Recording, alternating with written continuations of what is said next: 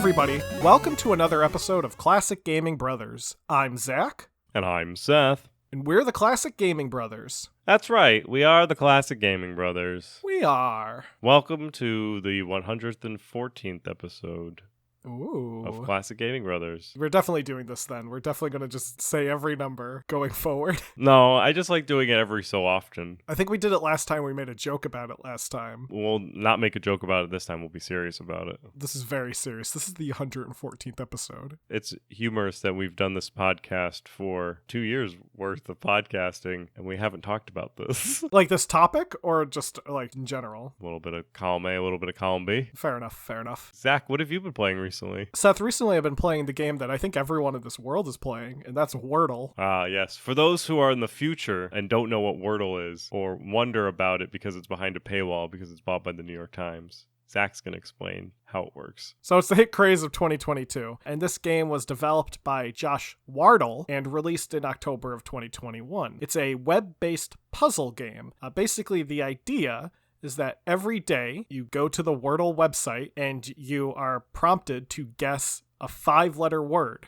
You input your first guess, and what will happen is you'll either get it on the first try, which has never happened to me, or what's likely to happen is it will tell you certain letters will be grayed off, and certain letters will be yellow, and certain letters might be green.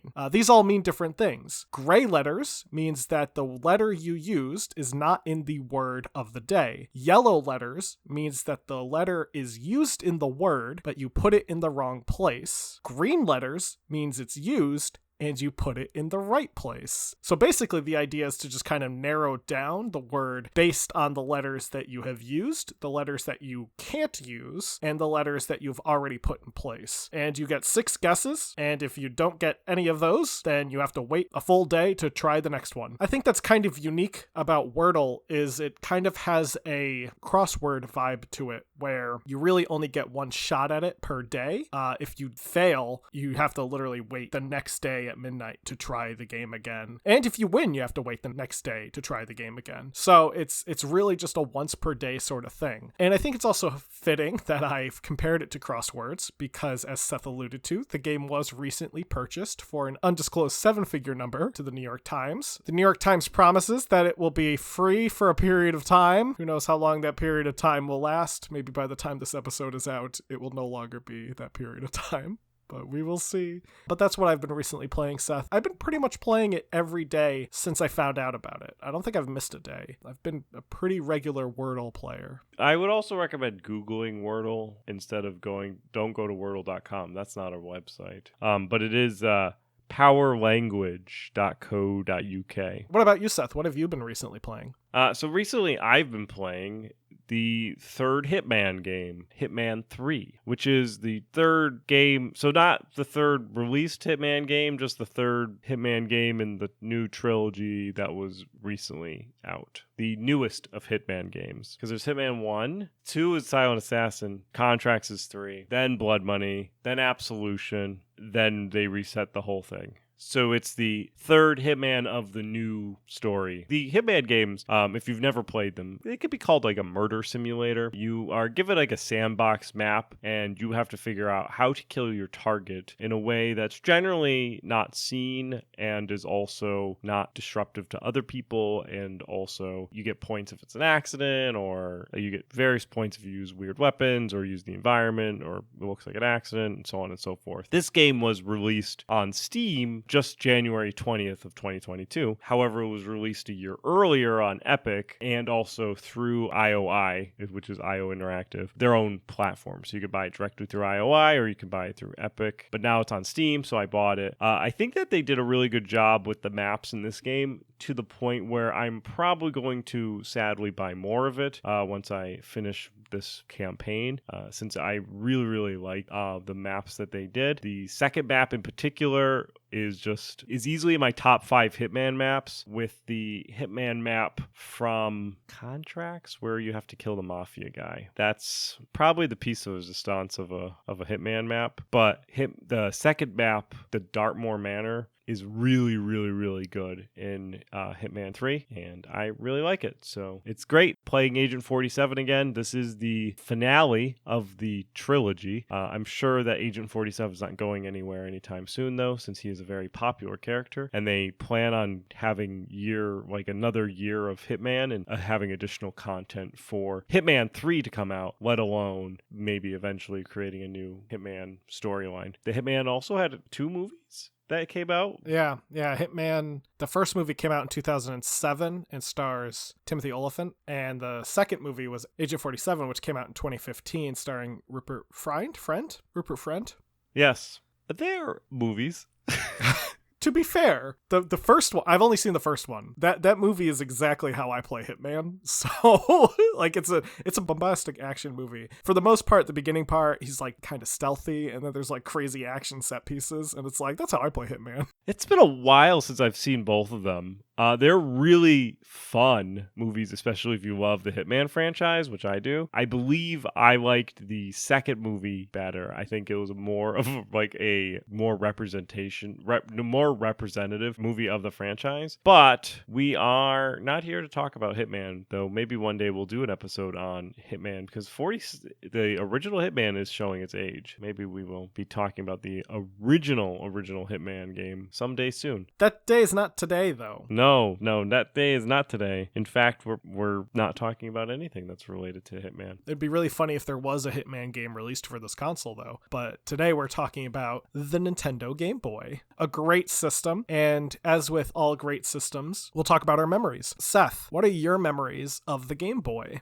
So the Game Boy was very popular around the time that I was in middle school, and many people brought in it was more the Game Boy Color that was really popular, or at least gaining popularity. But there were those, I think there was also like the Game Boy Pocket, which was like a slimmed down version of the Game Boy. Not many people had the gigantic honking Game Boy. However, I also remember when people did have that. But I remember, especially in middle school, my friends bringing their Game Boys to the school and playing the fresh new game of Pokemon on it and trading Pokemon with each other. And I was very jealous of their Game Boy games. So I played Game Boy games on my computer, which is a thing that you could do. And would use a thing called No Money Game Boy. It's like no $ Game Boy or something like that. It's no cash. That's how it's said. It's a $, though. Yes, but it's called no cash. As a child growing up, I called it No Money, since it said no and then a $. And now I don't actually think I realized that it was an emulator that you could play games for free, and it was called No Money. I just always thought it was like kind of techie because it had a $sign in it. And now looking back, I think it just said that you were just cheap.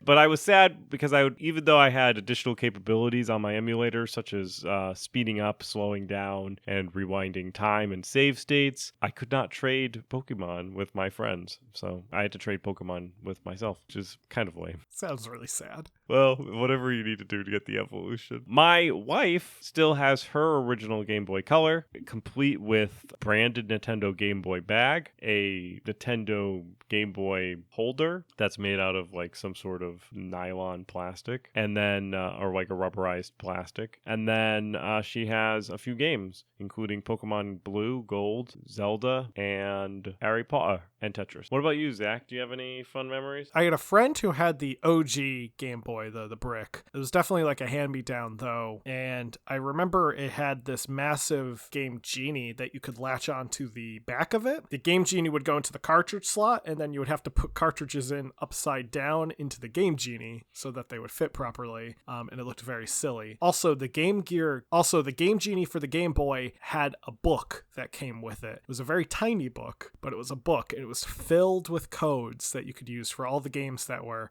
supported at that time time when the book came out. Obviously, probably more games would become supported as they were released, but it's still pretty cool. I remember I played a lot of Super Mario Land on that, and that was pretty fun. Actually, another memory of mine that just came up was that we had a family friend who had a Super Game Boy, which could play Game Boy games on the Super Nintendo, and that was really cool, and I loved playing Wario Land 2 on that. However, I was banned from playing that because I deleted all their save files because I thought it was really fun when Wario deleted the save files because he turned into a little bomb and then he exploded. Wow. Though another friend of mine did have a Game Boy Color. I used to play a ton of Tony Hawk game on that, and at some point I picked up a Game Boy Color as well. Also, at some point I had a GBA, which I got from a pawn shop, and a GBA allows you to play Game Boy and Game Boy Color games, so that's pretty cool. But those are my memories, at least. Fun! The Game Boy just harkens back to a simpler time. Now, contrary to popular belief, the Game Boy is not the first handheld game system that could use interchangeable cartridges. In fact, that honor goes to the Milton Bradley Microvision, which was released in 1979. Interestingly enough, we haven't covered the Microvision yet. No! Which is impressive, because we usually cover old game systems that nobody heard about. Perhaps we have the Milton Bradley Microvision in the future. However, that future is not today, and we'll put the Milton Bradley Microvision and its 12 games to the side for another day. Today's topic is, as we've alluded to many a times, is the Game Boy, specifically the Nintendo Game Boy, in case anyone was curious. Yeah, not the Sony Game Boy. Correct. The Game Boy's start could be traced back to Gunpei Yokoi, creator of the Game & Watch series. We talk about Yokoi a bit when we covered the Game & Watch back on episode 83, but as a reminder, he got his start at Nintendo back in 1965 and worked on maintaining the machines that manufactured Hanafudo cards. Hanafudo, if we haven't mentioned it, is a popular Japanese card game that Nintendo was best known for in its early days, as well as being a love hotel. I think we did talk about that at one point. We did talk about that, yeah. We also talked about how they had a taxi service.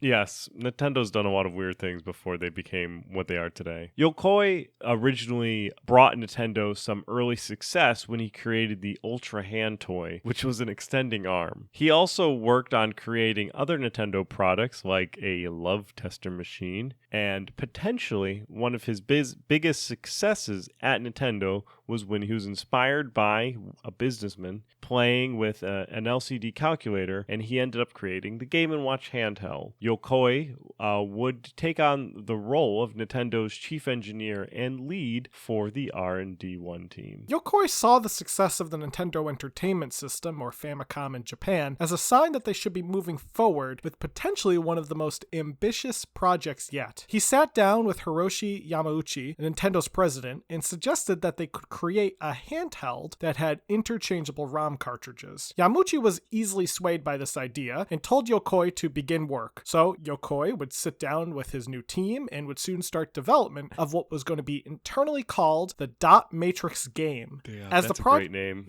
Yeah, it is. The reason they called it the Dot Matrix game was because the project would be using a dot matrix display instead of a segmented LCD screen that the Game & Watch uses. A dot matrix screen would allow the machine to play more than one game and not be limited to one game per machine, which is a problem that the Game & Watch has. Now, the name Game Boy actually came about when developer Shigesato Itoi visited Nintendo. I don't know the exact story about how he came up with the name Game Boy, but he's the one that's credited with the name. Internally, however, the Game Boy was not really popular with developers at Nintendo. Some employees were referring it as the Dame game, Dame roughly translating to hopeless or meaningless.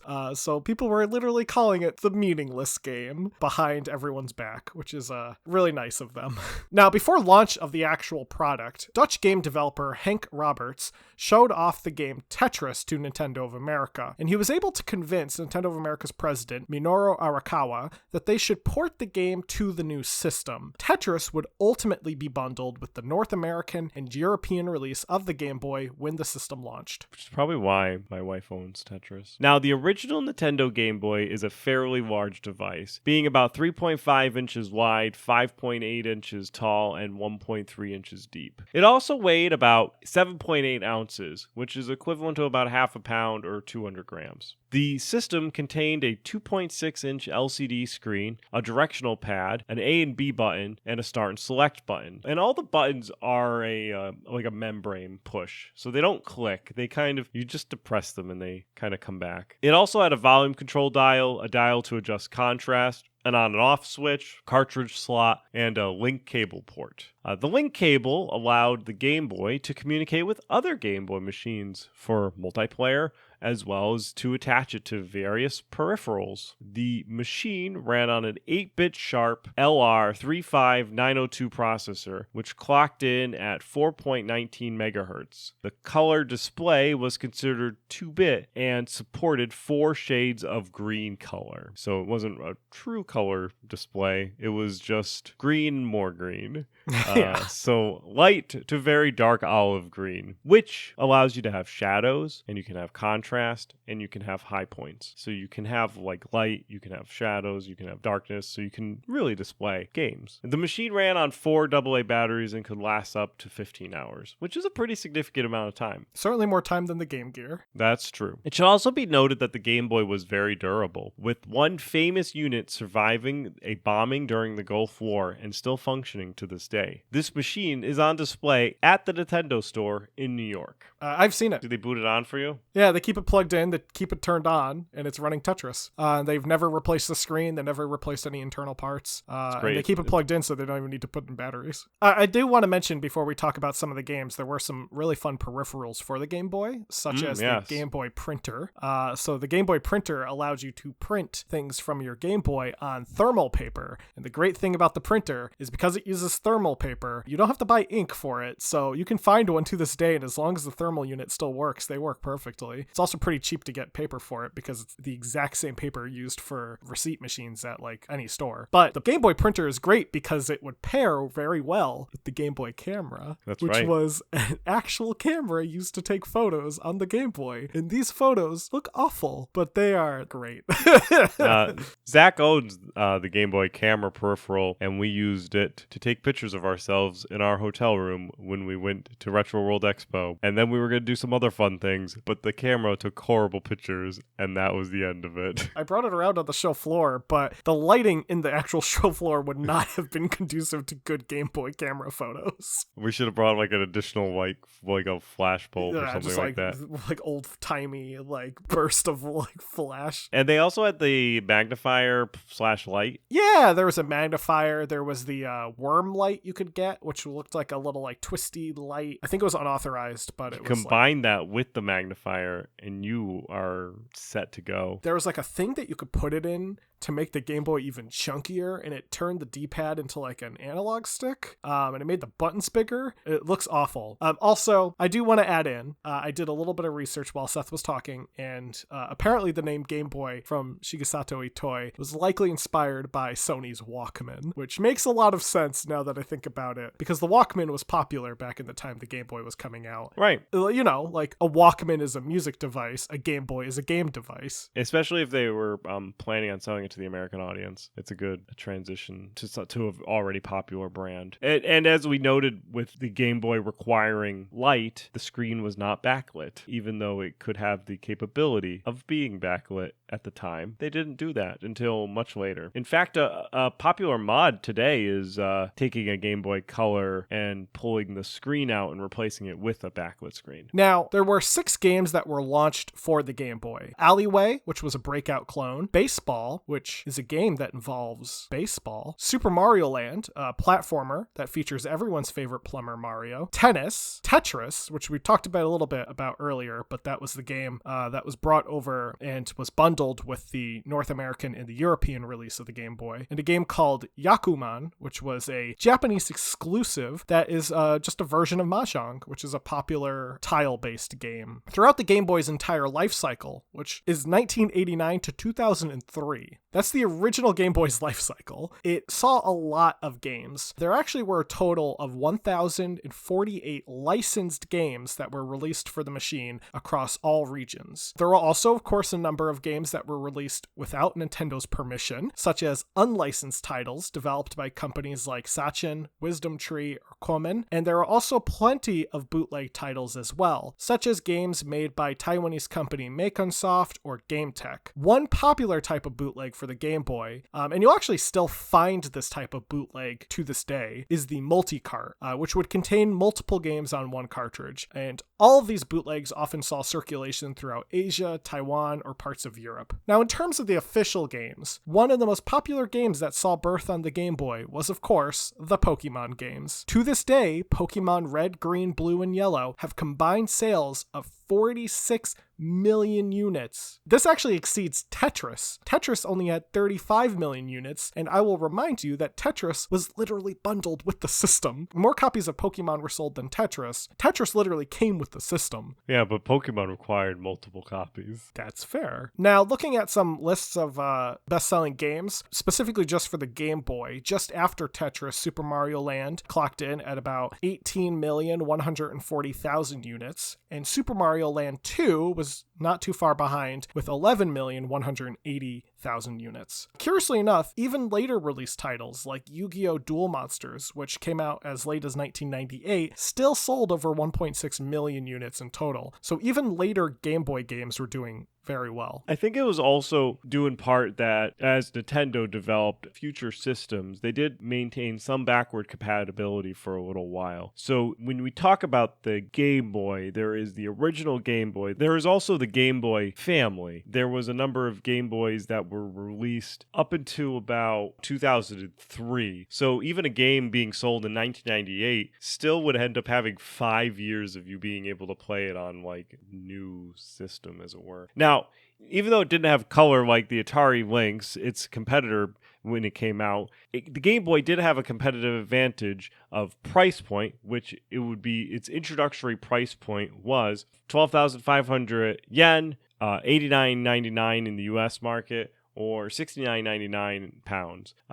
And its very long-lasting battery. And when it released in Japan in 1989, all 300,000 units that were stocked were sold, and it would continue to sell out as they released additional units. By 1997, prior to the Game Boy Color, 64.42 million units of Game Boy had been sold worldwide, which, if you average out over from 1989 to 1997, is about 8 million units per year. Or, if you look at it towards competition, in 1 year, they almost sold as much as the Sega Game Gear sold its entire life, which was 10 million units. Or it sold 3 times the amount in 1 year than the entire amount of the Atari Lynx, which was about 3 million. Or 5 times the amount of the Turbo Express by NEC in 1 year versus 1.5 million units that they did the entire life. In fact, the game system sold so well that when they were asked in 1994, when would they release a color version of the system, the VP of Nintendo marketing, Peter Main, said that the Game Boy is still selling well enough that they'll work on a successor later, because why bother fixing something that's not broken? Now, the entire Game Boy family, including the Color, Light, Pocket, and the Play It Loud edition, would go on to sell 118.69 million units, 32.47 million in Japan, 44.06 in the American market, both North and South, and 42.16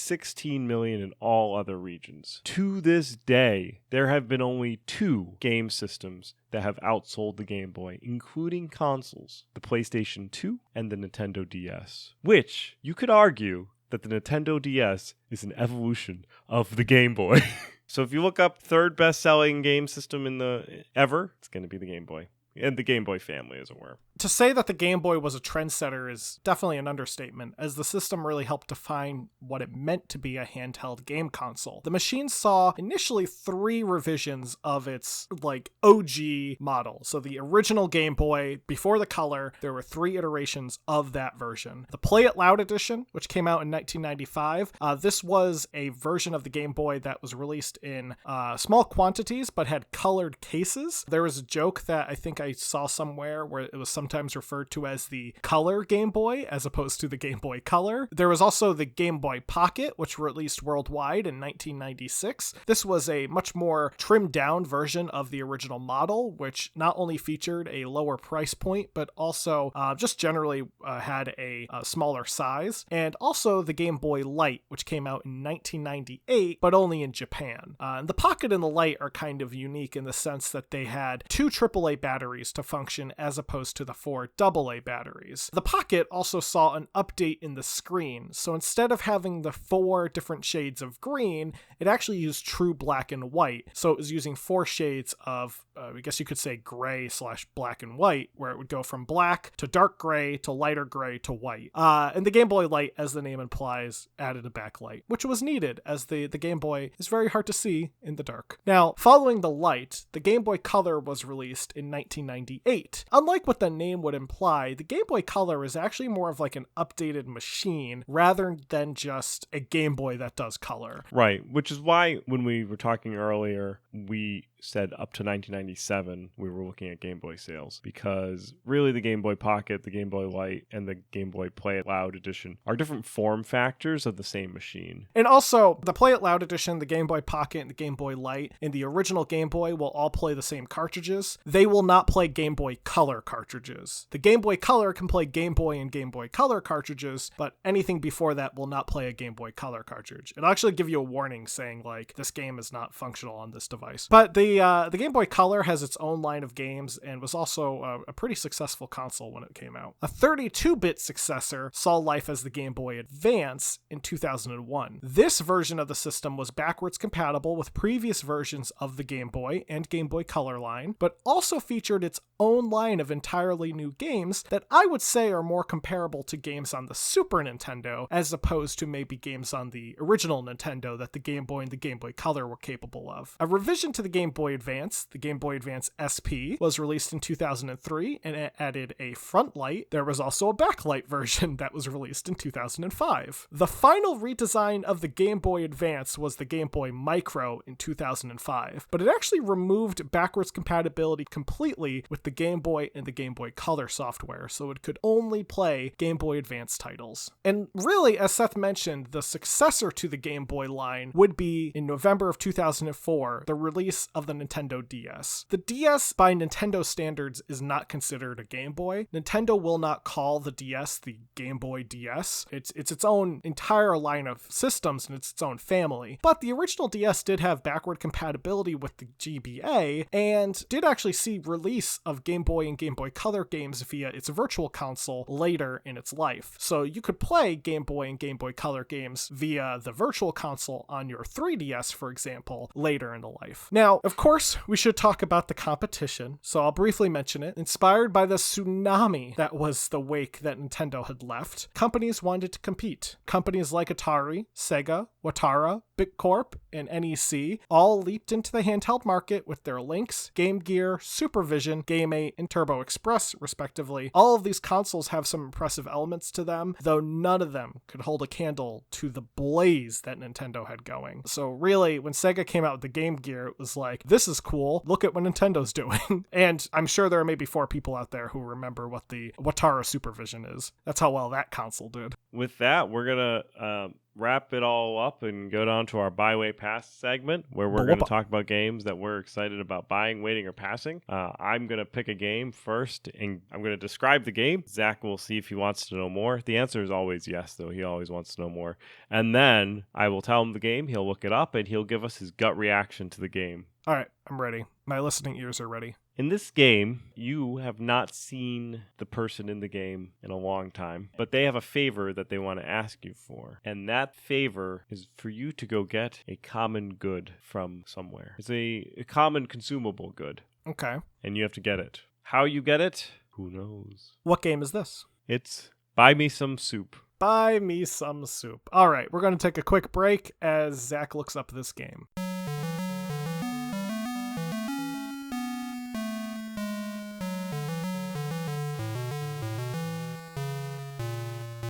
And we're back. So Buy Me Some Soup is a game created by a developer and publisher called Weeknd, not to be confused with the band The Weeknd. Anyway, this game is a interesting kind of like simulation point and click adventure game where you are essentially looking at like a Windows 95 desktop and interacting with objects on the screen as someone is looking to ask you for some soup. So this game looks fun, I will say. I do think it's funny that its release date is 2022, but they put in a very, very long like underscore. It just says hi at the very end, but it's so long it actually breaks your Steam page if you look at it, and that's entertaining. I'm gonna say bye. This looks like a fun game. You're This looks buy like it? Yeah, I think so. This game I think I can waste some time on. I don't know if I'm gonna buy it like on release. I might buy it when it goes on sale. I'm gonna put it on my wish list, keep an eye out for it, and when it's released, I'll give it some thought. But this looks like a fun game, so I'm gonna say, I guess more accurately, You're it's gonna like say a buy. It's like a wait buy, but yeah, a buy. It's definitely a buy. Awesome. I'm so excited. It's great. The games that I put thought into it, you'll end up passing, but the games that I just grab randomly, you're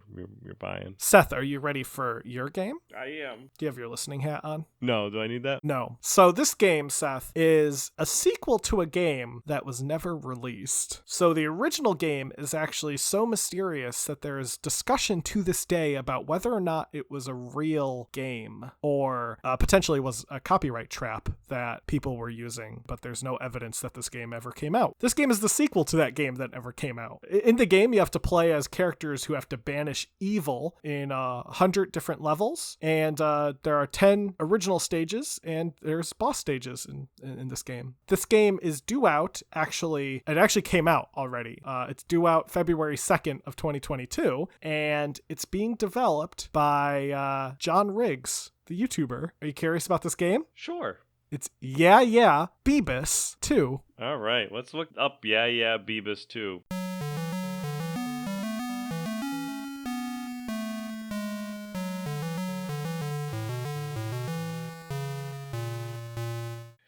So we're back. We're back.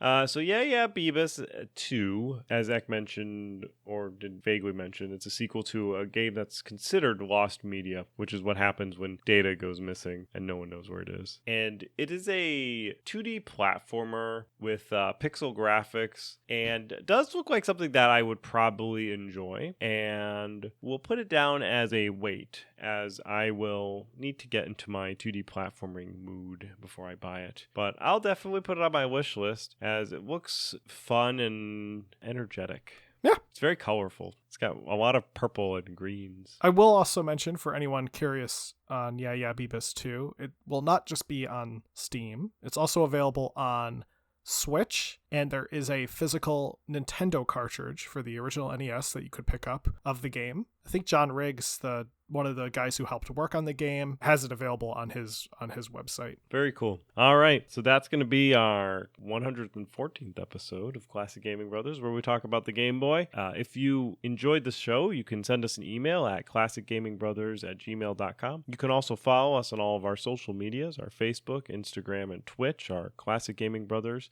and our Twitter is CG Brothers Pod. If you want to listen to us, you can listen to us wherever you listen to us already, or on any podcasting applications available. And if you want to support us, you can give us a rating. Go to whatever podcasting app you use and give us a good solid rating on iTunes or what have you. Zach, is there anything else that I'm missing? Don't play games like my brother. And don't play games like my brother. I've been Zach. And I've been Seth. And we've been the Classic Gaming Brothers.